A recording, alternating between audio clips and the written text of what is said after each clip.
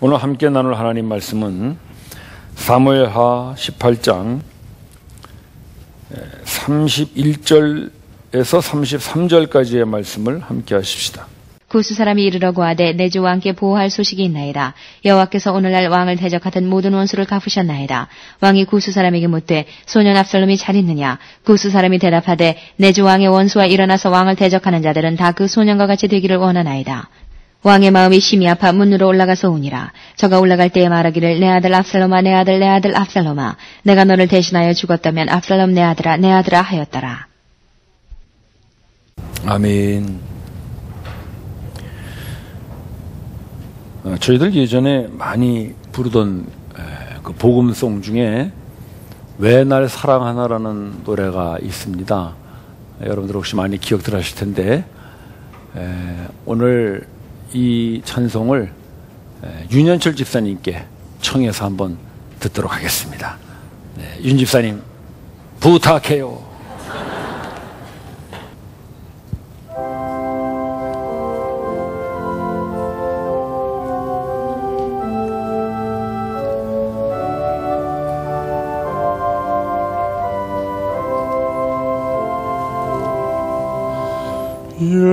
예수님 십자가 지시었네. 왜 날 사랑하나.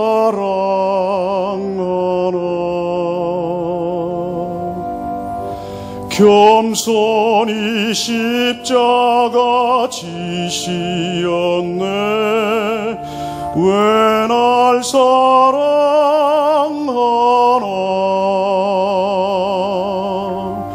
왜 날 사랑하나.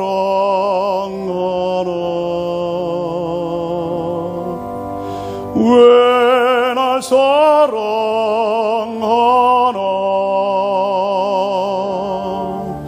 왜 주님 갈보리 가야 했나. 왜 날 사랑하나.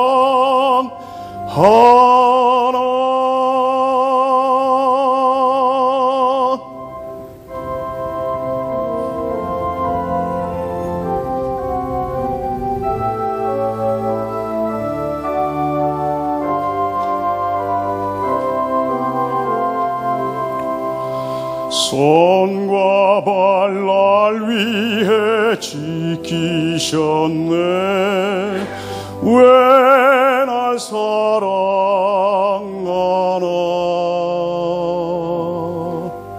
고난을 당하여 구원했네. 왜 날 사랑하나.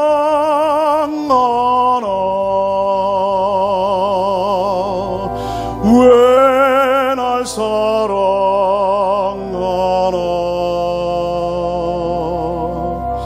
왜 날 사랑하나.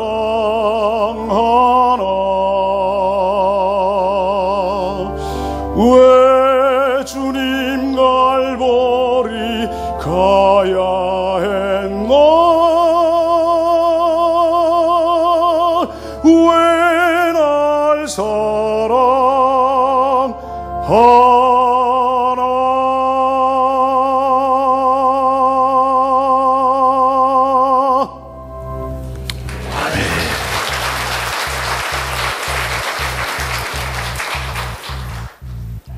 왜 날 사랑하나.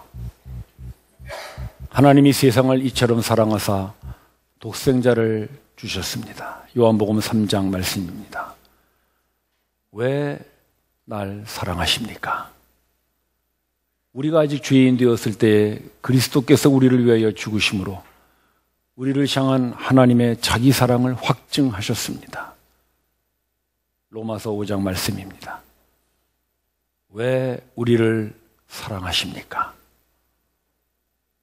사랑은 여기 있으니 우리가 하나님을 사랑한 것이 아니요 하나님이 우리를 사랑하사 그 아들을 화목제물로 보내셨습니다. 요한일서 4장 말씀입니다. 왜 우리를 사랑하십니까? 오늘 이 본문 말씀은 다윗의 아들 압살롬이 이제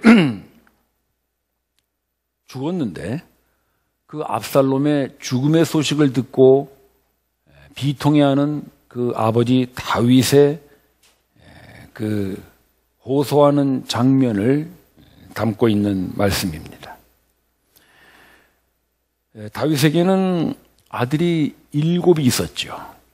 근데 그 중에 압살롬이 셋째입니다. 근데 그 7 아들의 어머니가 모두 다릅니다. 그러니까 다윗이 참 대단한 사람이에요. 부인이 7이 있었습니다. 여러분 부러워하지 마십시오. 그래가지고 다윗이 아주 그냥 혼쭐이 난 사람입니다. 근데 그 중에 이제 압살롬이 셋째인데, 이 압살롬이라는 이름의 뜻은 아부 샬롬, 거기서 나온 말이에요. 아부가 아버지고 샬롬이 평화거든요. 그러니까 아버지의 평화 또는 아버지와의 평화, 그런 의미가 있는 아주 좋은 이름인데, 이 압살롬이 이름과는 전혀 반대로 아버지에게 반란을 일으킵니다. 그래서 아버지를 쫓아내고 그 왕권을 자기가 차지하려고 반란을 일으키는 아들인데, 그래서 할 수 없이 이제 이 다윗 왕이 아들에게 쫓겨서 부하들을 데리고 도망을 갑니다. 그러니까 아무리 이름이 좋아도 이름만 가지고는 평화가 유지될 수가 없는 것이겠죠. 여러분, 평화를 원하시면 좋은 이름 가지려고 그러지 마시고 하나님과의 화평을 먼저 가지시길 바랍니다. 하나님과의 화평이 이루어지면 모든 사람들과의 평화도 이루어질 줄을 믿습니다. 근데 이 압살롬은 이름은 좋은데 하나님과의 평화가 잘 안 이루어졌던 것 같아요. 그래서 아버지를 쫓아내고 자기가 이제 왕권을 차지하겠다. 그래서 전쟁을 일으킵니다. 그 전쟁에서 압살롬이 죽어요. 잘 죽었죠? 근데 어떻게 죽었느냐? 죽은 모습이 참 아주 또 특이합니다. 머리칼이 나무에 걸려가지고 대롱대롱 달려버린 거예요. 그러니까 도망도 못 가고 머리카락에 달려있는데 그 다윗의 부하 장수가 보고 칼로 찔러서 죽입니다. 참 죽어도 비참하게 죽죠. 근데 그 압살롬의 머리는 원래 아주 그냥 길고 탐스러워가지고 압살롬의 큰 자랑거리였습니다. 머리칼을 한 번씩 자를 때마다 그 머리칼의 무게가 200세겔이었다 그래요. 요즘으로 치면 2kg입니다. 여러분, 머리카락을 잘라서 2kg이 될 정도니 그게 얼마나 풍성하고 보기 좋았겠어요. 그걸 언제나 압살롬을 이제 이렇게 큰 자랑거리로 자기는 삼고 살았죠. 그런데 묘하게도 자기가 자랑거리로 삼던 그 머리칼 때문에 나무에 달려 죽습니다. 참 아주 아이러니죠. 그래서 우리가 이 세상 살아갈 때 말이죠, 우리가 자랑할 수 있는 그 우리의 장점들, 그거를 가지고 드러내놓으면서 그걸로 어떻게 좀 잘해보려고 그러면 여러분 조심하세요. 압살롬 같이 망할 수가 있습니다. 우리가 자랑거리로 삼는 것들. 세상 사람들은 그렇게 가르치죠. 너의 장점을 잘 살려라. 그래서 우리의 실력, 학력, 배경, 가문, 이런 걸 그냥 저기에 그 자랑거리로 삼고 그걸 가지고 장점으로 살려가려고 그러는데 여러분, 그것 때문에 망할 수 있습니다. 그래서 바울 사도가 그런 얘기를 하는 겁니다. 나의 약함이 하나님의 강함을 온전케 함이니라. 고린도후서 12장 말씀입니다. 장점을 자랑한다면 바울 사도만큼 자랑할 거 많은 사람도 없죠. 그 사람은 율법학자죠. 바리새인 중에 바리새인이죠. 가말리엘의 후예죠. 대단한 그런 학력과 배경을 가진 사람이잖아요. 근데 그 사람이 예수님을 만나고 나서 그 모든 것들이 다 배설물이다. 필요 없다. 그리고 오히려 자기의 약함을 자랑합니다. 왜냐하면 자기가 약할 그때가 바로 하나님의 강함이 온전할 때이기 때문입니다. 그래서 그 사람은 자기의 그 약한 육체, 자기가 평생 짊어지고 살아야 되는 질병, 그것을 오히려 하나님께서 사용하시는 귀한 장점으로 썼습니다. 그래서 여러분들이 무언가 자랑하고 내놓을 만한 거 있으면 하나님 앞에서 그걸 내세우지 마시고, 오히려 여러분들이 부끄럽고 숨기고 싶은 거, 그런 약점들이 있으면 여러분 하나님 앞에 그것을 내어놓으시기를 바랍니다. 하나님은 우리의 약점을 사용하셔서 하나님의 강함을 입증하시는 하나님이십니다. 약점이 많은 사람이 사실은 하나님의 강함을 드러내는 귀한 하나님의 사람들로 쓰임받죠. 이 압살롬이 자기의 자랑거리인 머리털 때문에 지금 죽어요. 이제 대장이 죽었으니까 전쟁이 다 끝나버렸죠. 그러니까 이제 다윗의 부하들이 빨리 이 소식을 다윗 왕에게 전해야 되겠다. 그래서 전령을 보내는데, 그 전령이 누구냐면 31절에 봅시다. 구수 사람이 이르러, 그렇게 나오죠. 이 구수 사람이 이제 그 다윗의 부하들이 전쟁터에서 다윗 왕에게 승전보를 전하라고 보낸 전령이에요. 그러니까 그 다윗 부하의 종인데, 구수 사람이면 이제 유대인은 아니죠. 이디오피아 사람을 구수 사람이라고 그러잖아요. 그러니까 아마 이방인인데 이제 그런 전령으로 쓴 것 같아요. 달려가서 왕이시여, 당신의 대적이 죽었고 이제 전쟁이 끝났습니다. 다시 왕궁으로 복귀하셔도 되겠습니다. 이 기쁜 소식을 전했단 말이죠. 그러면 다윗 왕이 그 소식을 듣고 어떻게 해야 되겠어요? 야, 그러냐? 나의 대적자들이 다 죽었느냐? 수고들 했다.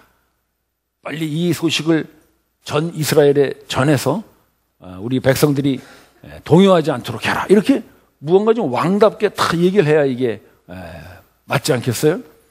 그런데 그 다윗의 반응이 어떻게 나오느냐? 우리 33절을 봅시다.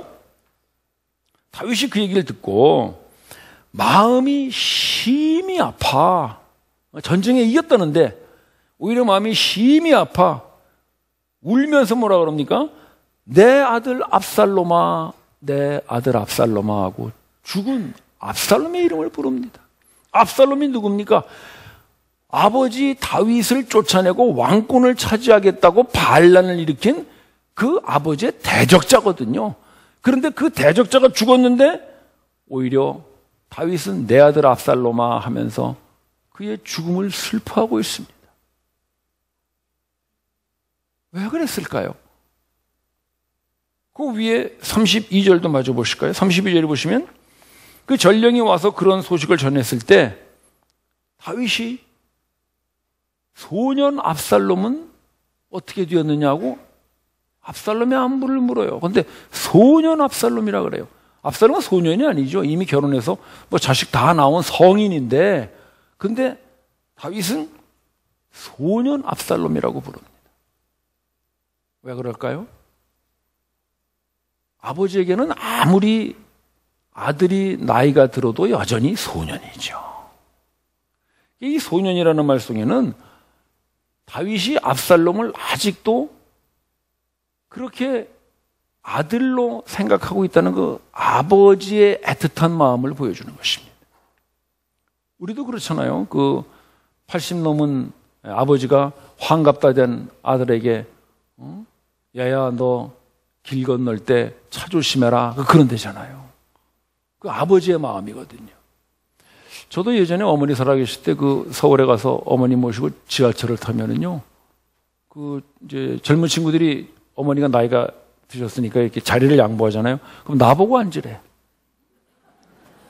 아니, 나보다 나이가 어린 친구가 일어나서 자리를 양보하는데 나보고 앉으려면 그 내가 거기 앉을 수가 없잖아요. 어머니 앉으시라고. 그러면 네가 앉으라고 그래. 아직도 이제 어머니 그 보시기에는 내가 소년 같은가 봐요.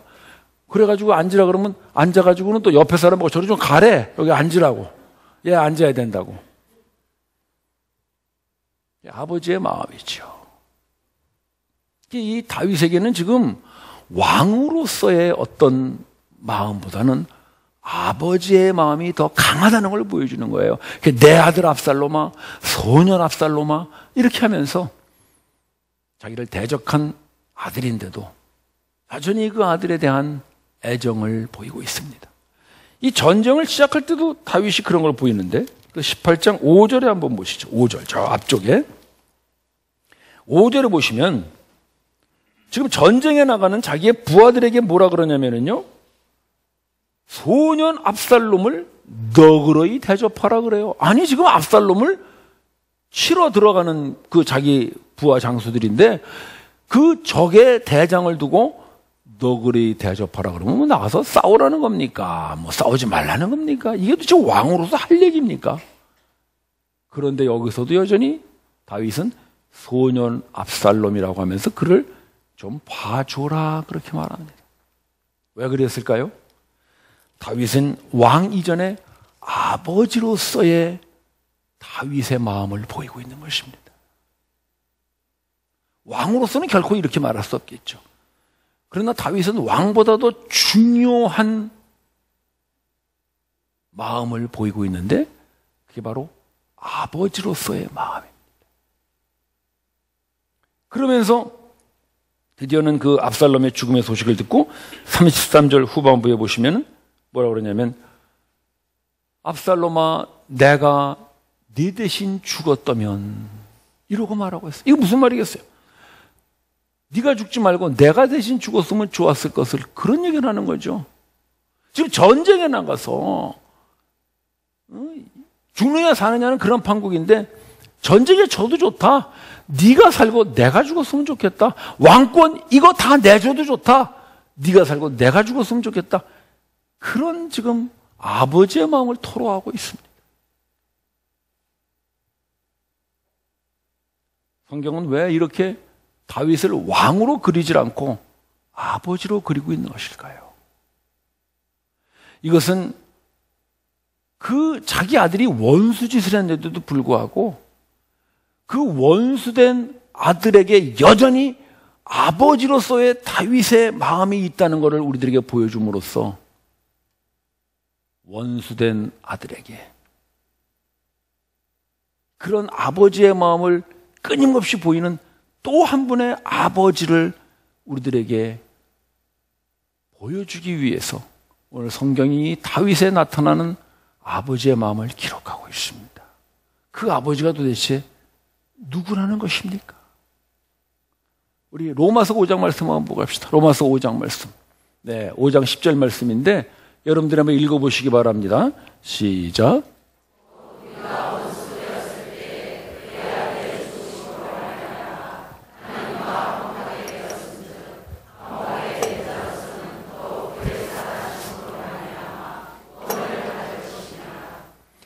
우리가 원수 되었을 때 우리가 누구의 원수가 됐다는 거예요?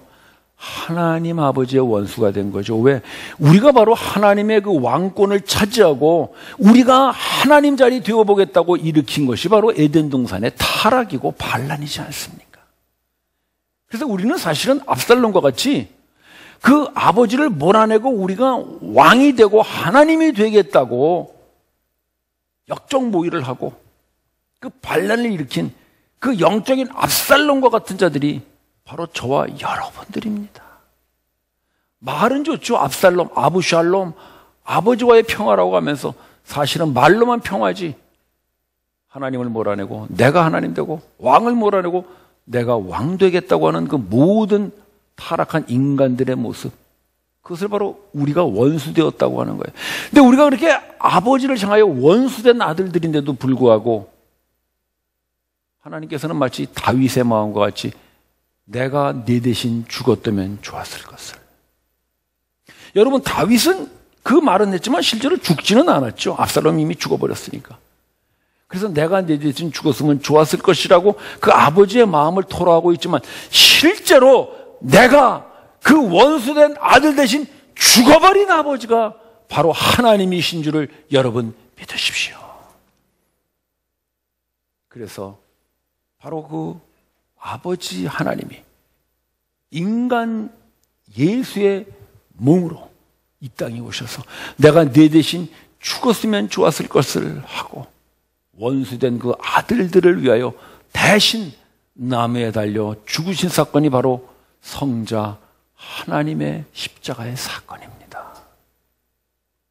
따라서 우리는 그 십자가를 바라보면서 그 노래를 부릅니다. 왜 날 사랑하나? 여러분, 그 답은 분명합니다. 바로 하나님이 여러분의 아버지이시기 때문입니다. 그 십자가를 바라보고 그 예수 그리스도의 죽음 안에서 내가 내 대신 죽었으면 좋겠구나라고 실제로 죽어버린 사건, 실제로 그 원수된 아들을 위하여 죽어버린 아버지의 사건이 바로 우리가 바라보고 왜 날 사랑하나를 찬송하는 십자가의 사건입니다. 우리는 하나님을 아버지라고 부릅니다. 찬송하면서 아버지라고 부르고 기도하면서 아버지라고 부르죠. 그러나 그 아버지를 부르기는 하지만 그것이 나에게 그토록 절실하고 그렇게 피부에 와닿지 않는 이유는 바로 내가 네 대신 죽으면 좋겠구나라고 죽어버린 그 아버지의 사랑을 우리가 놓치기 때문입니다. 따라서 우리가 하나님을 아버지라고 부르는 그 아버지는 그냥 막연한 그런 아버지가 아니라 내가 네 대신 죽었으면 좋았을 것을 하고 실제로 우리가 나무에 달려 죽어야 될 그 압살롬의 자리에서 죽어버린 아버지, 바로 하나님 아버지의 사랑과 마음을 기억하는 십자가가 되기를 바랍니다. 그때 우리는 왜 날 사랑하나 그 노래를 부르면서 적어도 이 한마디를 고백할 수밖에 없습니다. 저를 따라하시기 바랍니다. 아버지, 감사합니다. 여러분, 그 한마디는 해야 되지 않겠어요? 아버지, 날 대신하여 죽었으니 아버지 감사합니다. 내 평생 이 아버지의 사랑을 잊지 않고 살겠습니다. 이게 기독교 신앙입니다. 하나님을 왕권을 휘두르는 어떤 그런 무서운 그런 그 힘있는 왕으로 보는 것이 아니라 나를 위하여 죽어버린 아버지로 만나는 것이 바로 우리 기독교 신앙의 시작이고 그것이 아버지를 믿는 우리 믿음의 출발인 줄을 믿으십시오. 하나님을 아버지로 만나야 합니다. 우리는 자꾸 하나님을 왕으로 만난다는 것 때문에 그 왕이 무슨 염라대왕으로 생각을 해요. 여러분, 우리가 하나님 앞에 예배드리고 하나님 앞에 찬양하는 이유는 오로지 하나입니다. 그분이 우리를 위하여 대신 죽어주신 그 아버지이기 때문에 아버지에 대한 감사가 우리를 오늘 이 예배 자리에 불러주신 줄을 믿습니다. 아버지로 만나야 합니다. 여러분들이 비록 그 하나님의 원수가 되었다 할지라도 여러분들을 대신하여 죽으면 좋겠다고 실제로 십자가에서 죽어주신 그 하나님 아버지로 여러분 만나시기를 바랍니다. 따라서 왜 날 사랑하나의 그 답은 하나님이 우리의 아버지이시기 때문에, 그리고 세월이 흘러 이제 우리가 아버지가 되었습니다. 우리도 다 자식을 낳고 자식을 양육하는 아버지들이 되었습니다. 우리는 어떤 아버지가 되어야 되는 것입니까? 우리를 위하여 대신 죽어주신 하나님 아버지의 형상을 담는 아버지가 되기를 하나님은 원하십니다. 따라서 이 다윗의 고백과 같이 내가 대신 죽었으면 좋았을 것이라는 이 고백은 어쩌면 우리 모든 아버지들의 공통적인 고백이 아닐까 싶습니다. 저는 이 말씀을 묵상하면서 정말 그렇구나라는 생각을 합니다. 여러분들도 아마 그러실 거예요. 여러분들 자식을 위하여 여러분, 내가 대신 죽었으면 좋았을 것을.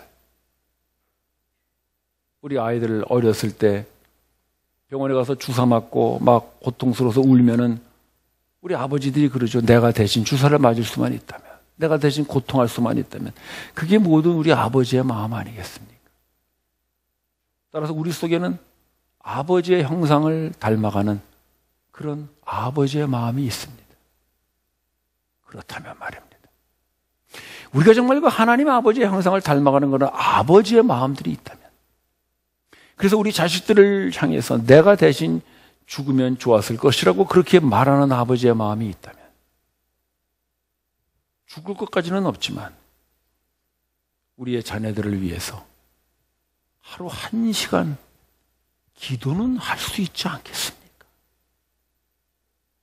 대신 내가 죽었으면 좋았을 것을 하면서 우리는 과연 우리 자녀들의 신앙과 우리 자녀들의 인생을 위해서, 우리 자녀들의 하나님과의 관계를 위해서 하루 1시간 기도를 놓치고 있지는 않습니까?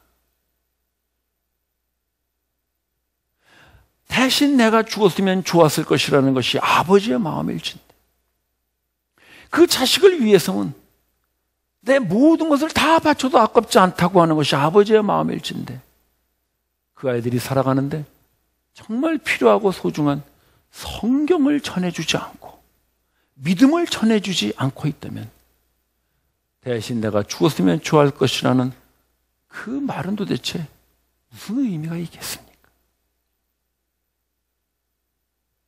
이것이 단순히 가정에서의 자식들뿐만이 아니라 우리 교회 안에서 만나는 수많은 영적 자녀들에게도 동일한 줄로 믿습니다. 여러분, 교회란 무엇입니까? 교회란 하나님의 가족이지 않습니까? 우리가 돌봐야 되는 많은 영적 가족들이 있습니다. 우리의 영적 자녀들, 1:1 양육하는 분들, 제자학교 하는 분들, 사랑방에서 만나는 지체들, 또 이모로 저모로 여러분들이 만나는 많은 우리 성도들이 사실은 하나님께서 우리에게 맡겨주신 영적 자녀들이고 영적 가족들입니다. 그렇다면 우리가 아버지의 마음으로 그들을 대할 때마다 어떻게 대해야 되겠습니까? 하나님 아버지께서 우리들에게 보여주신 대로 내가 네 대신 죽었으면 좋았을 것을, 그 마음으로 우리의 형제 자매들을 대한다면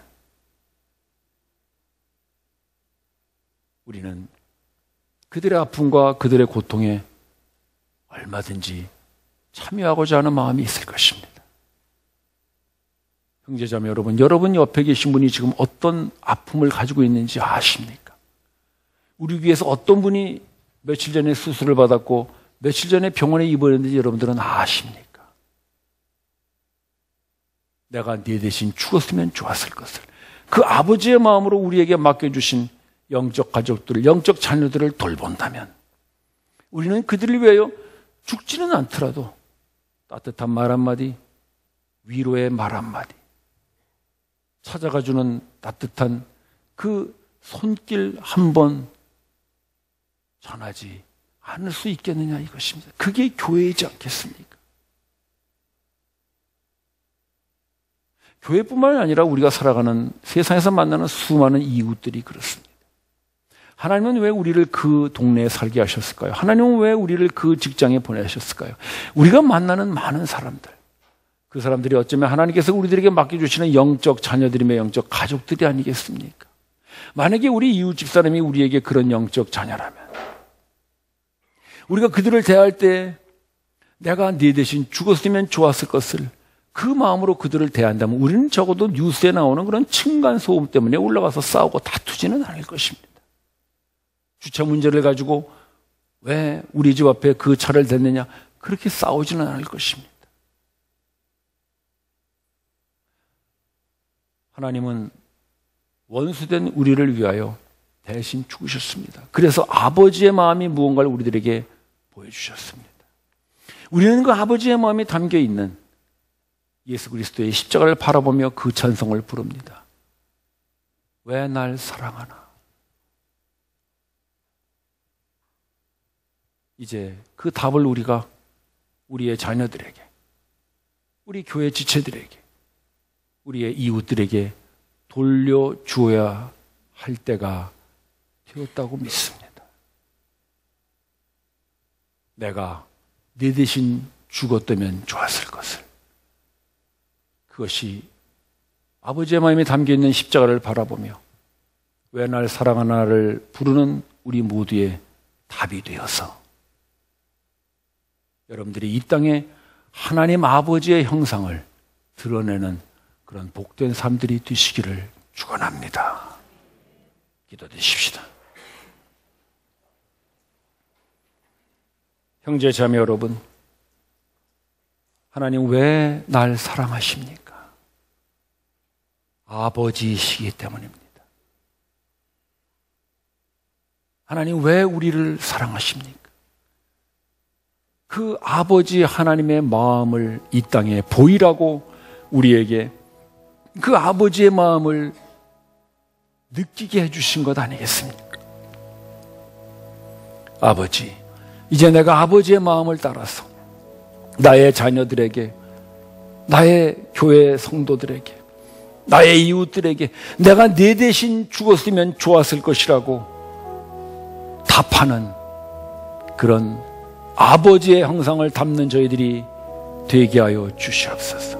합심하여 고백하며 기도합시다.